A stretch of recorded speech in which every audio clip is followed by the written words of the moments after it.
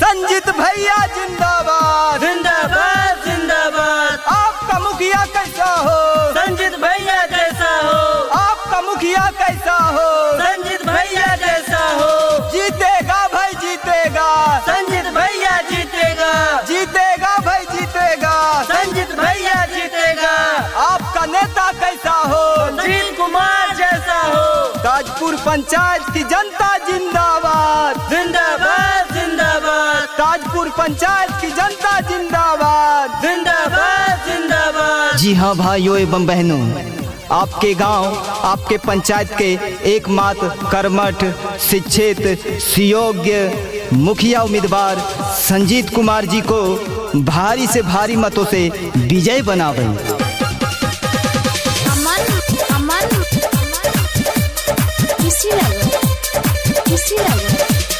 अब की जिताना है कि इनके मुखिया बनाना है।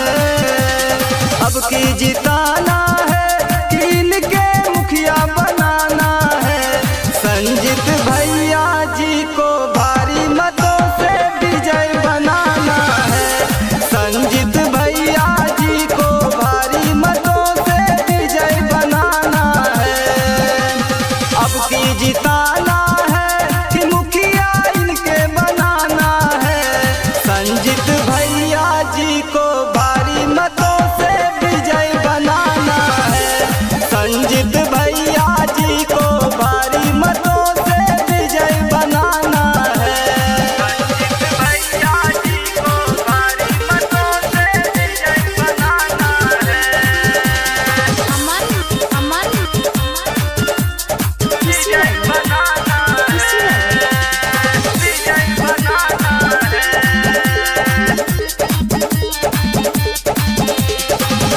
चाचा चाची भैया भाभी भूल न जाना।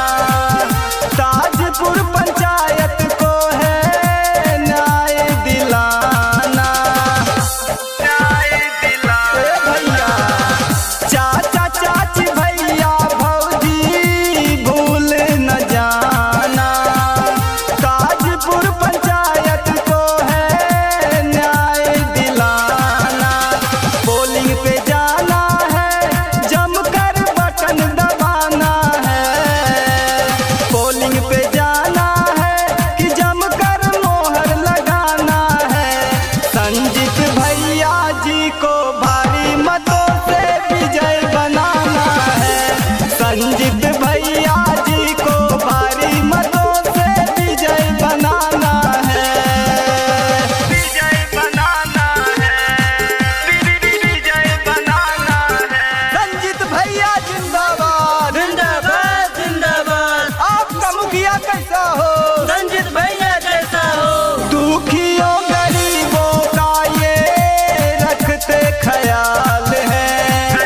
क्षेत्र की जनता की ये करते देखभाल है। करते देखभाल है। दुखियों गरीबों का ये रखते ख्याल है। क्षेत्र की जनता की करते देखभाल है। हम सब ने ठाना है कि मिलके साथ निभाना है। हम सब ने ठाना है कि मिलके साथ निभाना है।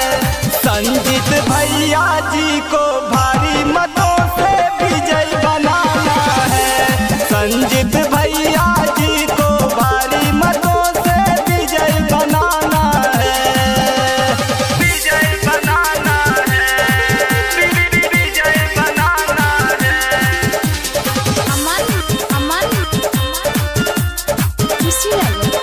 संजीत भैया जिंदाबाद जिंदाबाद जिंदाबाद। आपका मुखिया कैसा हो?